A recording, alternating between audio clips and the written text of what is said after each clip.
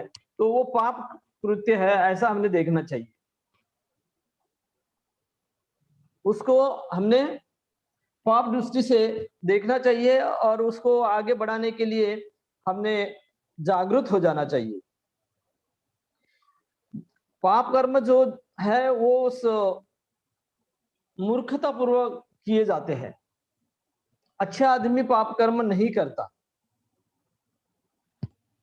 अच्छा आदमी अच्छे बातों के लिए आगे बढ़ता है। कोई बातें सब बिगड़ रही तो उसको सुधारने की कोशिश करता है, मगर पाप भावना जिसके मन में होगी वो अच्छे काम नहीं कर सकता।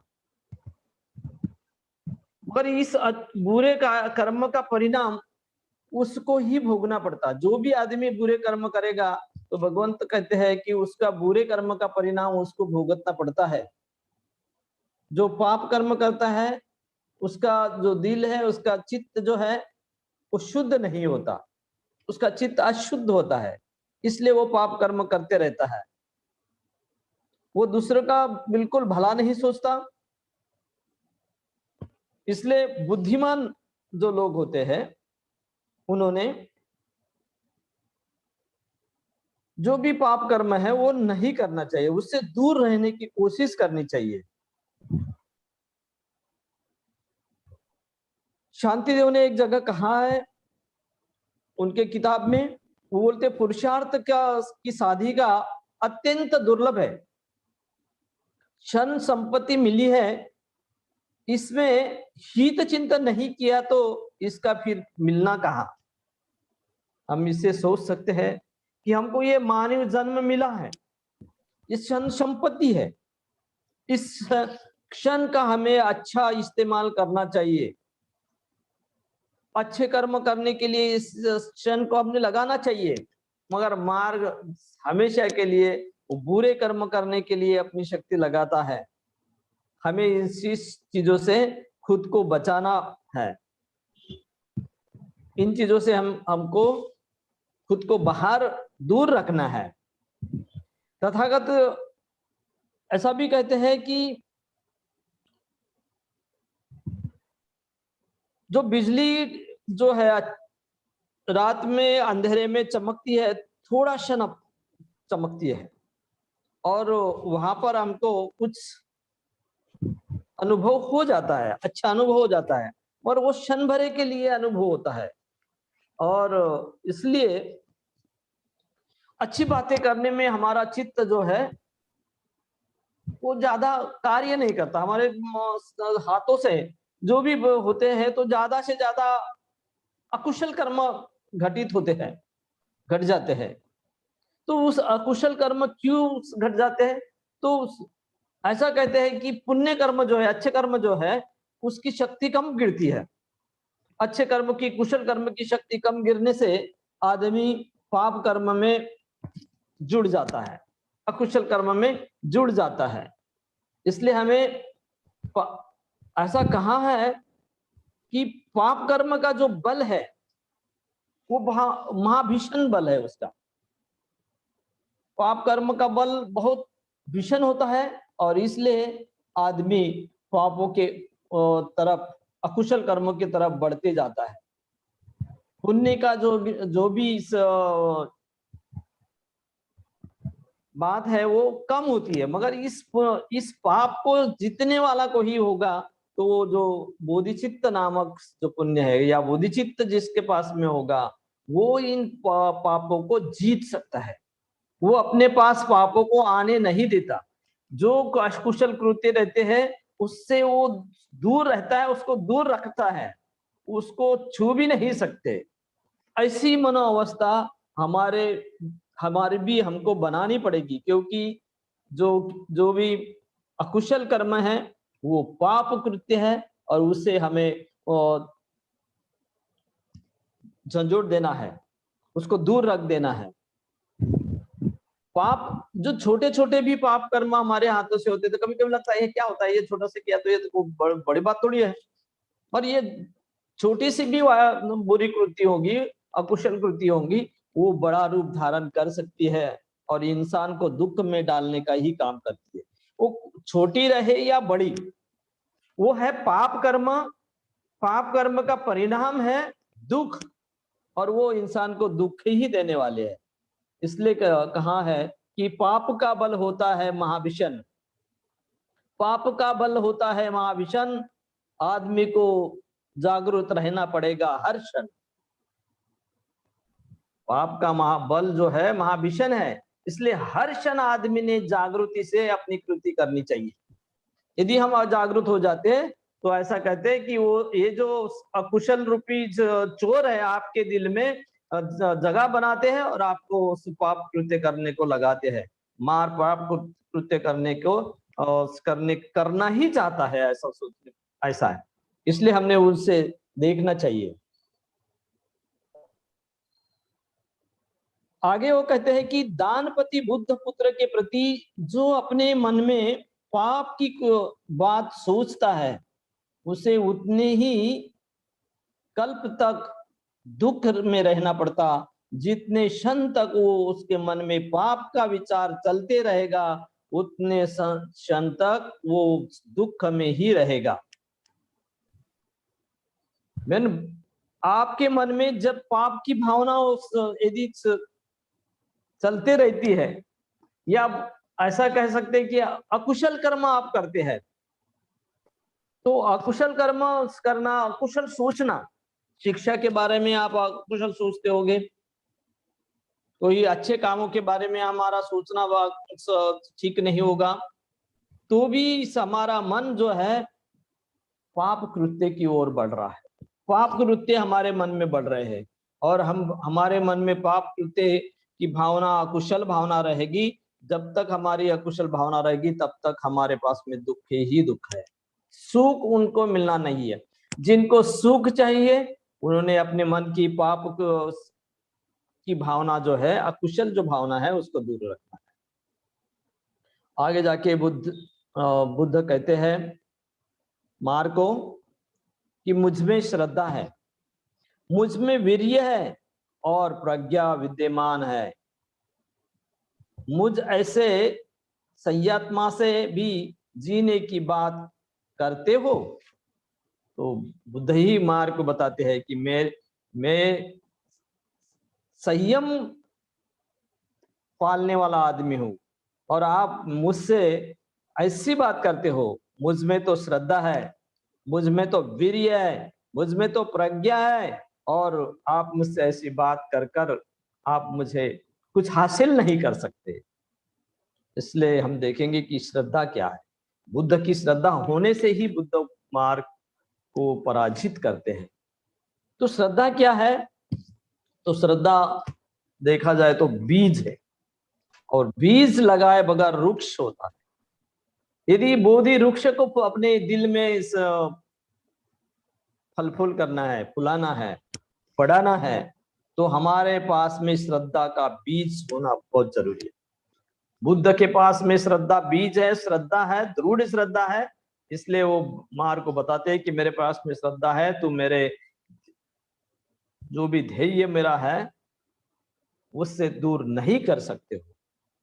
इसलिए श्रद्धा रूपी बीज जो है उसको ऐसा कहते हैं कि वो श्रेष्ठ धन है। श्रद्धा सर्वश्रेष्ठ धन। श्रद्धा के जरिए से हमको भाव सागर पार करना आता है। हम भव सागर को पार कर सकते हैं। यदि हमको भव सागर पार करना है, दुख से हमें दूर जाना है, दुख से हमें मुक्ति चाहिए, तो हमारे दिल में श्रद्धा चाहिए। इसलिए श्रद्धा बहुत जरूरी महत्व की बात है। बाबा साहब ऐसा कहते हैं कि बाबा साहब को जब वो उस ग्रामोफोन पर बुद्ध के जो गीत है वो सुनते थे, इतनी श्रद्धा उनकी बुद्ध धम्म पर थी। बाबा साहब की श्रद्धा बुद्ध धम्म पर बहुत ही श्रद्धा थी। इसलिए उन्होंने श्रद्धा पूर्वक कुछ दूसरा कोई भी धर्म न स्वीकृत करते हुए, कई लोगों ने बाबा साहब को बताया कि आप हमारा, क्रिश्चियन लोगों ने बताया, सिख लोगों ने बताया, मुस्लिम लोगों ने बोला कि आप हमारा धर्म स्वीकृत करो, और बाबा साहब ने दूसरा कोई धर्म स्वीकृत नहीं किया, स्वीकार नहीं किया। इसलिए कि बाबा साहब की बुद्ध पर बहुत श्रद्धा थी, इसलिए उन्होंने बुद्ध का धम्म स्वीकृत किया, बुद्ध धम्म की दीक्षा उन्होंने ली, हमको भी बुद्ध धम्म की दीक्षा दी। और इतना ही नहीं, तो बाबा साहब ने जो संविधान में समता, स्वतंत्र और बंधुता की जो मूल्य डाले हैं, वो भी बाबा साहब की बुद्ध धम्म पर श्रद्धा के कारण है। इतना अच्छा भारत का संविधान जो बना पाए, वो बाबा साहब की जो श्रद्धा थी बुद्ध पर, उसके वजह से वो बना पाए हैं। क्योंकि सारे जो भी तत्व है उन्होंने उनसे लिए हैं। वो खुद कहते हैं कि मैंने समता, स्वतंत्र, बंधुता वो फ्रेंच राज्य क्रांति से नहीं लिया है, मेरे गुरु भगवान बुद्ध उनके इस शिक्षा से मैंने ये लिए हैं। इतनी श्रद्धा बाबा साहब की बुद्ध पर थी। इसलिए हमें भवसागर पार करना है, हमें इस दुनिया को दुख से दूर करना है, अपने को दुख से दूर करना है, तो हमें हमारे अंदर श्रद्धा चाहिए। इसलिए मैं कहूंगा कि यदि यदि जाना है भवसागर पार, यदि जाना है भवसागर पार, बुद्ध धम्म का करो स्वीकार, श्रद्धा से करो स्वीकार। भवसागर पार जाना है तो बुद्ध धम्म का इस दुनिया ने स्वीकार करना चाहिए। जब तक के ये दुनिया बुद्ध धम्म को स्वीकृत नहीं करती, तब तक वो दुख से मुक्त नहीं हो सकती है। इसलिए श्रद्धा बहुत ही महत्व की बात तथागत में है, बुद्ध में है, हम में भी वो श्रद्धा बढ़ानी है। बुद्ध धम्म पर हमारी श्रद्धा होनी चाहिए। श्रद्धा बुद्धि से अधिक, मन या भावना से अधिक जुड़ी है, केवल बुद्धि नहीं वहां पर। तो वहां पर मन की जो दिल की भावना है, भावना से अधिक उसका संपर्क आता है। भावनाओं से जब तक की श्रद्धा हमारी जो भावनाओं में नहीं उतरती, तब तक कि हम कोई चीज को, बुद्ध या धम्म को प्रतिसाद नहीं देते। यदि हमारे भावना उस तरह की हो जाए तो बुद्ध धम्म को हम प्रतिसाद देते हैं। और इसलिए बाबा साहब ने धर्मांतर के वक्त पूजा का किताब लिखा था, क्योंकि उससे लोगों की श्रद्धा बढ़ती है। श्रद्धा का विकास करने के लिए पूजा लोगों ने करनी चाहिए। भावनिकता बढ़ती है, भावनिक प्रतिसाद बढ़ाने के लिए हमने पूजा करनी चाहिए। इसलिए बुद्ध धम्म और संघ के प्रति हमारा भावनिक प्रतिसाद होना बहुत ही महत्व की बात है। वो कहते हैं कि श्रेष्ठ धार्मिक जो धार्मिक आदर्श के बारे में जो भी हमारा भावनिक प्रतिसाद है, वो श्रद्धा है। निर्वाण धार्मिक आदर्श है और उसके प्रति हमारा भावनिक प्रतिसाद होना चाहिए। और निब्बान जो है बुद्ध मिलाना चाहते हैं, और वो उनका उस भावनिकता से उनकी वो प्रतिसाद देते हैं उन मूल्य को। और इसलिए वो कहते हैं कि मेरे पास में श्रद्धा है, इसलिए आप मुझे पराजित नहीं कर सकते हो।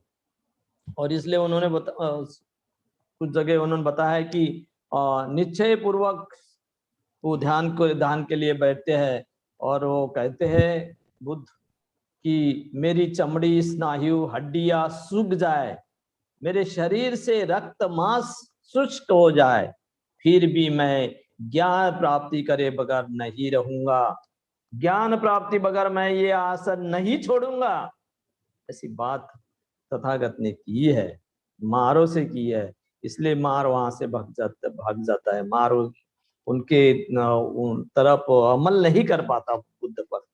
और हमने देखा है कि जब हम बुद्ध गया जाते हैं तो बहुत ही दृढ़ श्रद्धा से जिस जगह पर बुद्ध गया में ध्यान साधना लगा के बुद्ध बैठे थे, उन जगह को हम वंदन करते हैं और उन आसन को वज्रासन कहते हैं।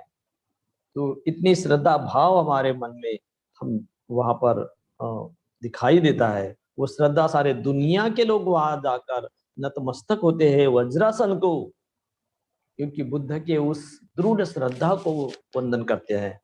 हम उसी भावनिकता से हमारे आचरण के लिए हमारी श्रद्धा भाव लगना चाहिए। इसमें हम कह सकते हैं कि तथागत रक्त मांस गल भी जाए मगर वो सत्य की खोज नहीं छोड़ूंगा, यही उनको कहना है। हम भी हमारी श्रद्धा इसी तरीके की हमारे अंदर बढ़ाने की कोशिश करनी चाहिए। ये बिल्कुल दृढ़ श्रद्धा उनकी है, सत्य ज्ञान को प्राप्त करने के लिए वो लगे हैं।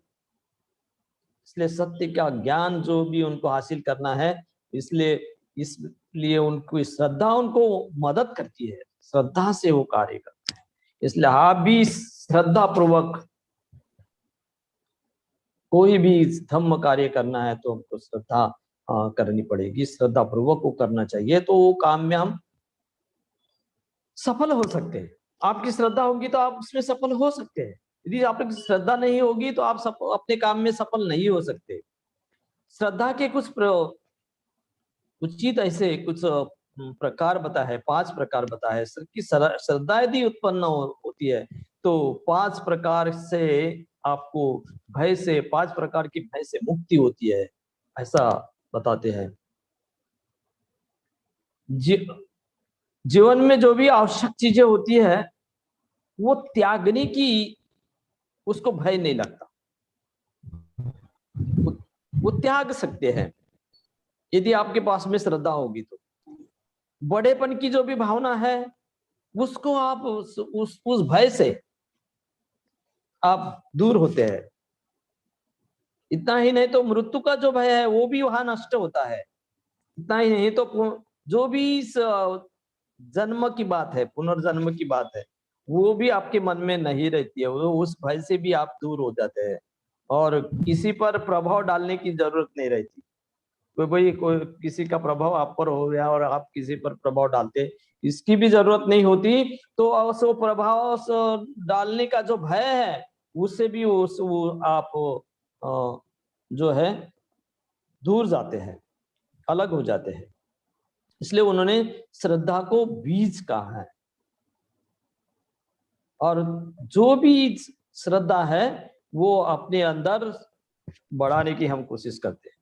कीर्ति की कोई जरूरत नहीं। बुद्ध को कीर्ति, आप कीर्ति से बुद्ध का कोई लेना देना नहीं। कीर्ति आप कीर्ति, उनको ये मालूम है कि मेरी श्रद्धा बुद्ध पर है, मैं धम्म पर मेरी श्रद्धा है और मेरे संघ पर मेरी श्रद्धा है, तो कीर्ति की कोई जरूरत नहीं। उससे वो उस भय से मुक्त है। कीर्ति आप कीर्ति को उनको कुछ छूती नहीं है।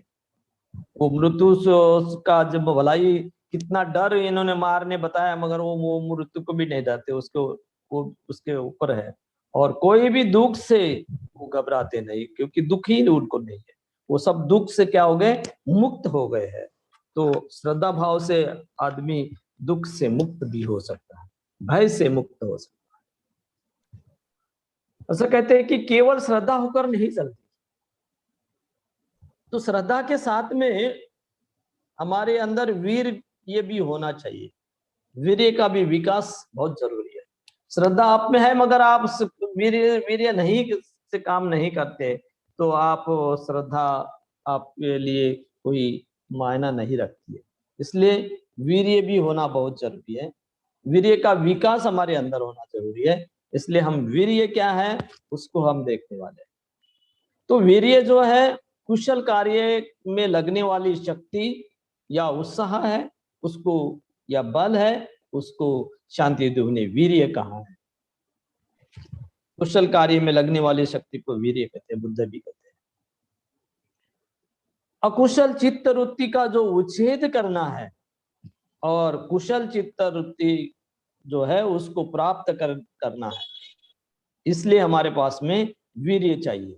अकुशल चित्त वृत्ति को नष्ट करना होगा तो वीर्य नहीं होगा, तो आपके मन से अकुशल आप नहीं भगा सकते।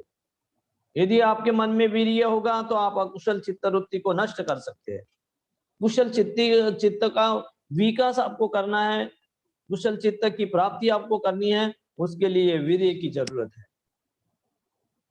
और उसको कुशल जो भी है आपके अंदर उसको संभाल के रखने के लिए भी आपके अंदर वीर्य होना बहुत जरूरी है। इसलिए हीनयान संप्रदाय के अनुसार वीर्य की व्याख्या में 4 प्रयत्नों को बहुत महत्व दिया है। वो आपने आर्य अष्टांगिक मार्ग के इसमें पढ़ा होगा, अभ्यास किया होगा, मित्र जो होंगे ब्रह्मचारी होंगे उन्होंने। तो वो है जो भी उत्पन्न अकुशल चित्तवृत्ति का उद्देश्य जो उच्छेद करना है। दूसरा है कि अनुत्पन्न अकुशल चित्तवृत्ति को का निरोध करना है। तीसरा है जो उत्पन्न कुशल चित्त है उसका संरक्षण करना है, और अनुत्पन्न जो कुशल चित्त है का विकास करना है। ये सब चीजें 4 प्रयत्न करें तो हमारे अंदर वीर्य का और भी अच्छा विकास हम कर सकते हैं। अकुशल चित्त जो है मन में उसको नष्ट करो। अकुशल चित्त अपने अंदर घुसने नहीं देने का।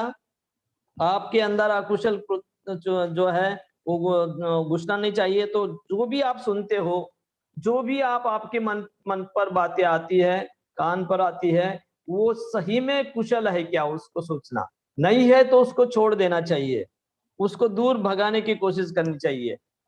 हम सारी चीजें सुनते हैं और सारी चीजें हमारे दिल चित्त में भरने की कोशिश करते हैं, काम की और बेकाम की। तो काम की है, विकास की है तो उसको लो, जो विकास की नहीं है उसको छोड़ दो, उसको दूर रखो।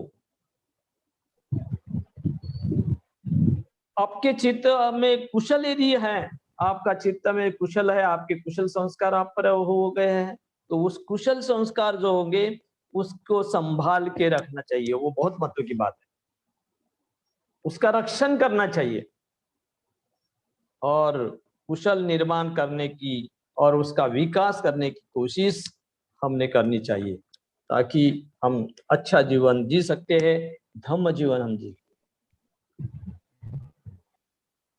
शांतिदेव कहते हैं कि वीर्य में ही बुद्धत्व छुपा है। यदि आपको बुद्धत्व चाहिए तो वीर्य का विकास आपको करना पड़ेगा।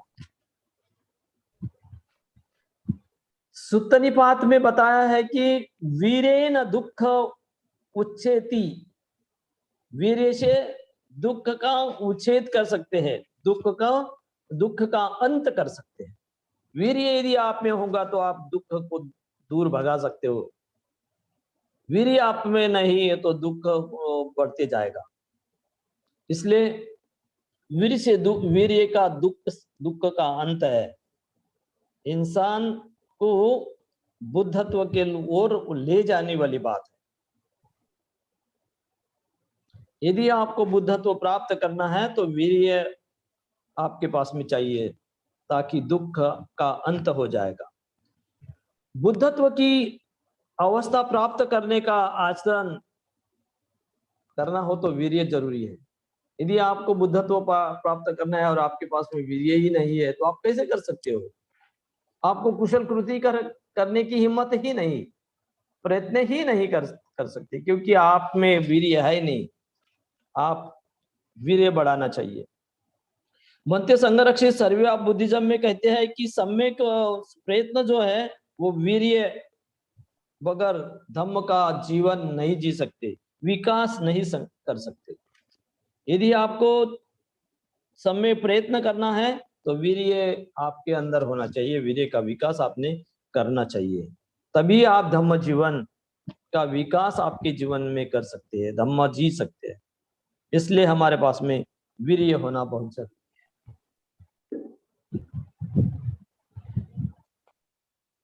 वीर्य के 5 प्रकार भी बताए हैं।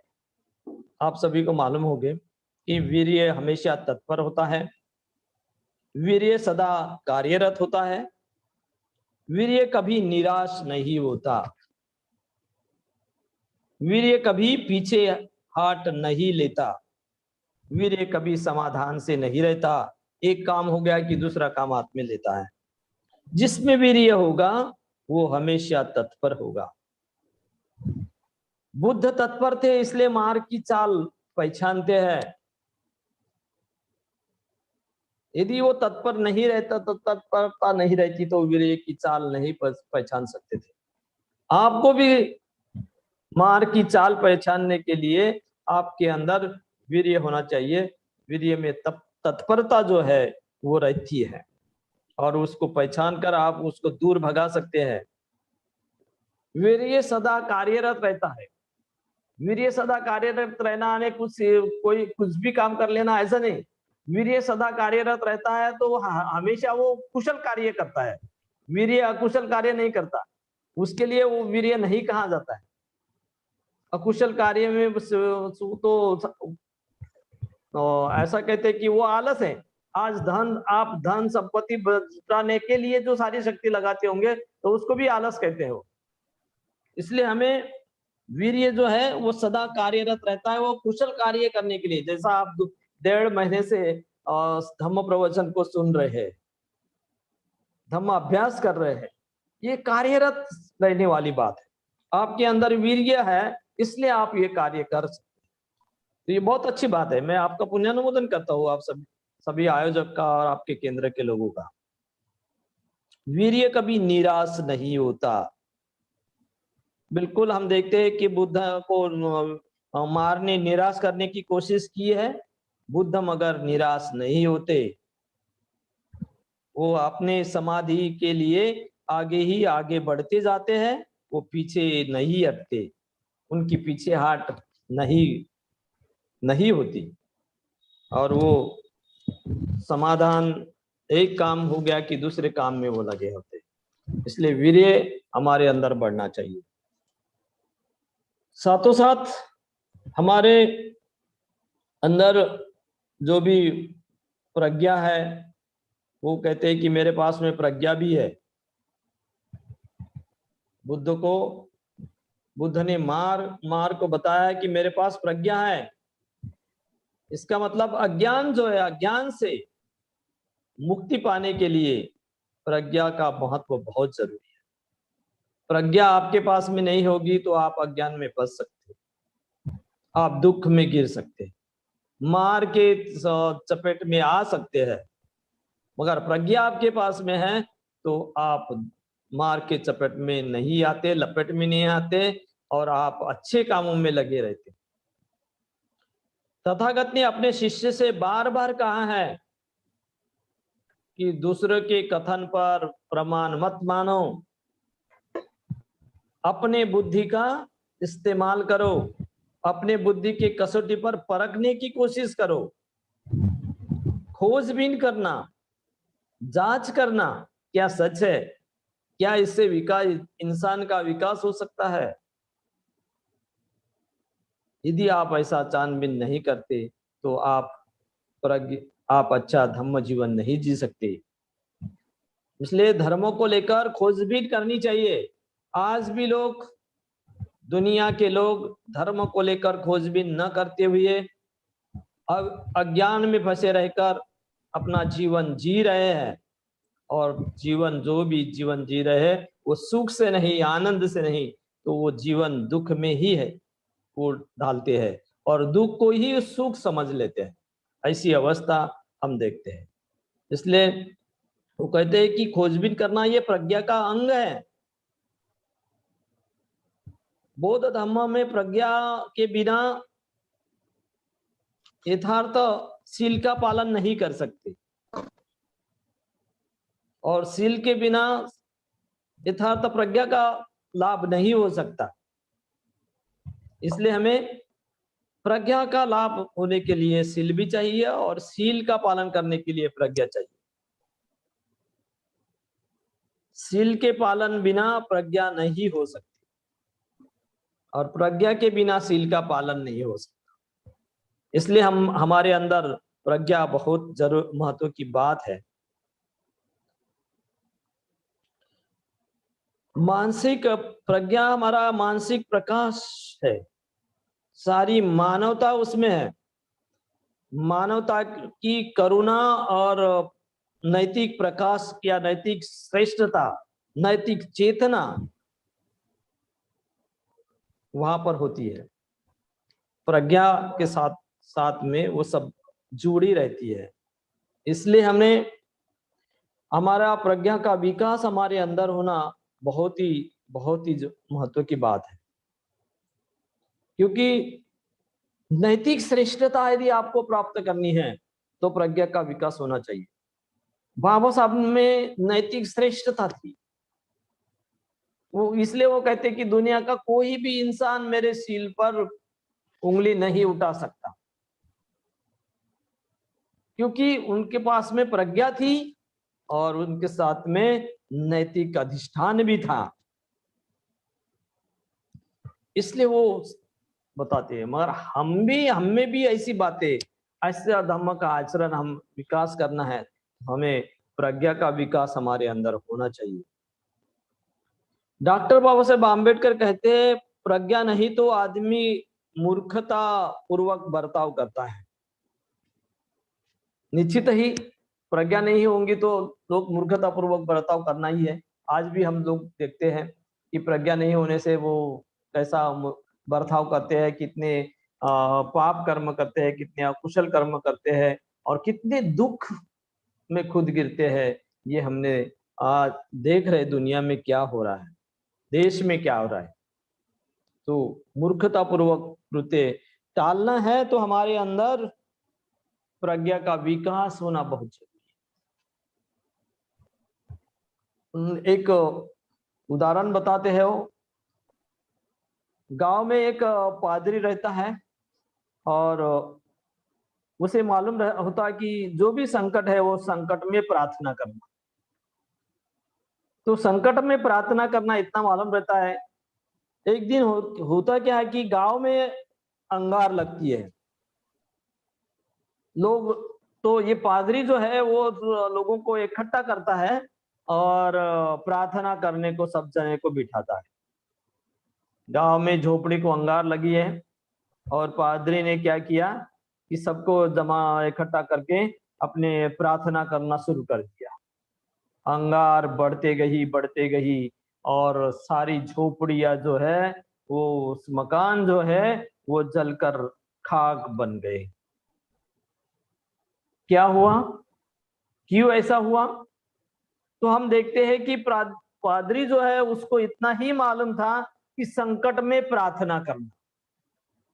उसके पास में उसके अंदर जो अंधविश्वास है, प्रार्थना करना, संकट है तो प्रार्थना करना, उसके पास में प्रज्ञा नहीं है कि झोपड़ियों को, गांव को अंगार लगी है, मकान जल रहे हैं, उन लोगों को इकट्ठा करके बुझाने की जरूरत है।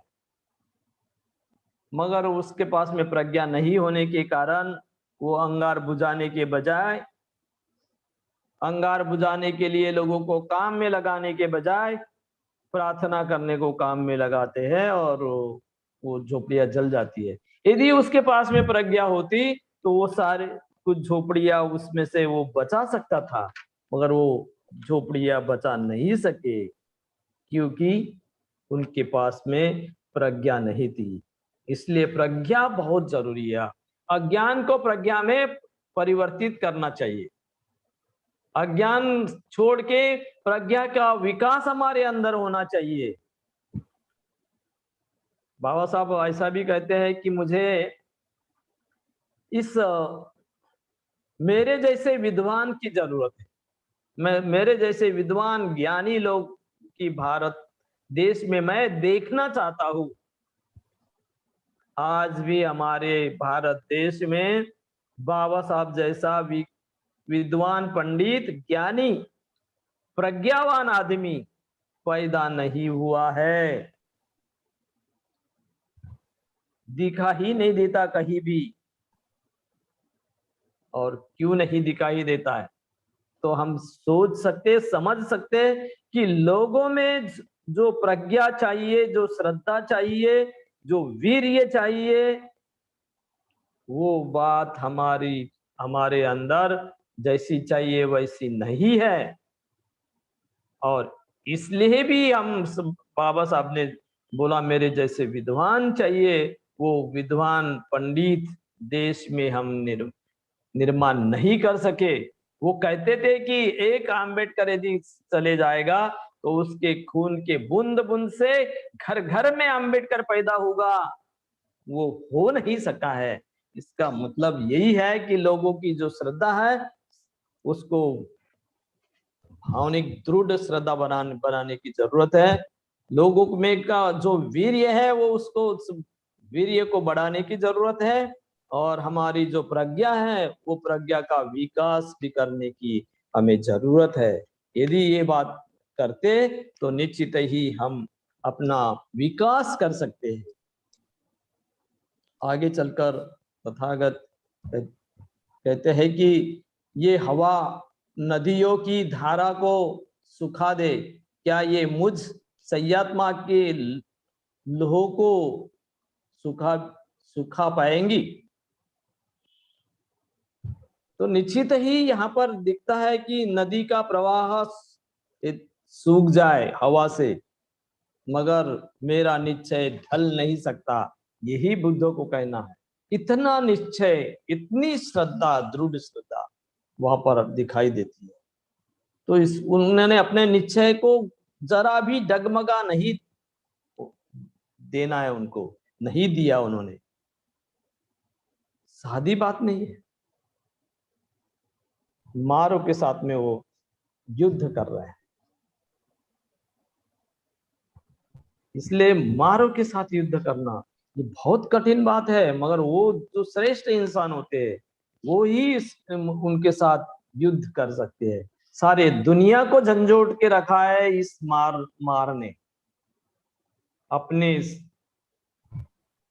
काबू में रखा है, मगर बुद्ध उनके काबू से बाहर निकले हैं। कि इतना निश्चल, ऐसा निश्चय उनका, दृढ़ निश्चय उनका दिखाई देता है, दृढ़ संकल्प उनके अंदर दिखाई देता है।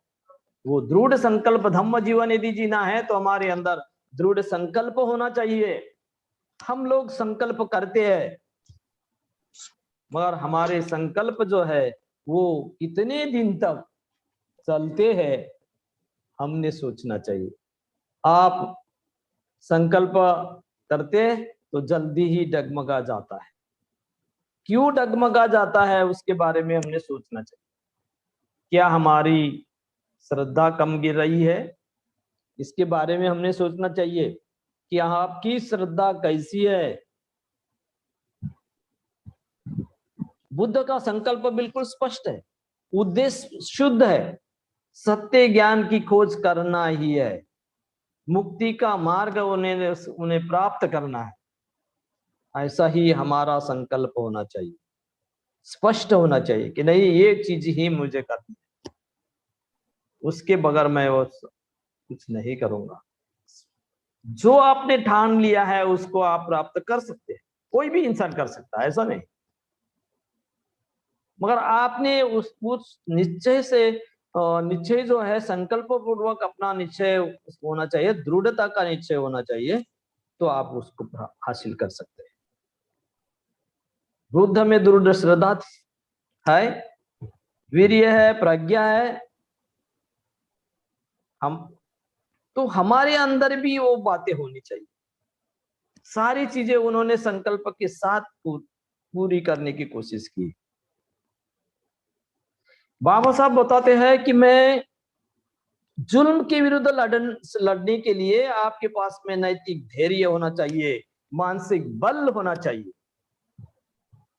निश्चित ही आपको यदि जुल्म से लड़ना है, मार ये जुल्म है, पाप वृत्ति है, उससे यदि आपको लड़ना है तो आपके अंदर नैतिकता चाहिए, धैर्य चाहिए और मानसिक बल होना चाहिए, तब आप उसको जीत सकते हैं।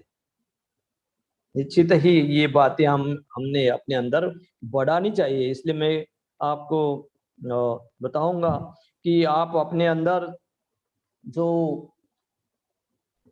सोचना है, कल मैंने कुछ चीजें वो आपको सोचने के लिए या चिंतन के लिए दिया था, आज भी मैं वैसा ही कुछ चीजें बताऊंगा।